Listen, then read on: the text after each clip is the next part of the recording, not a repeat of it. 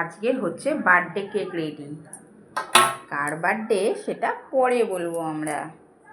তোমরা দেখো কেমন লাগছে বলো।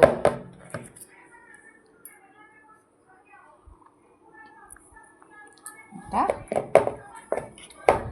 কাজু কিশমিশ আর চেরি পড়েছে। এই চেরি অনেকগুলো আনা হয়েছিল একে দেওয়া হবে বলে, তো কেক বানানো হয়নি, তাই আজকের বানানো হচ্ছে, আজকে দিয়ে দিচ্ছি। কেমন লাগছে সোনা, কেমন লাগছে মা? খুব ভালো লাগছে। তোমার কোনটা ফেভারিট এর মধ্যে? চেরি।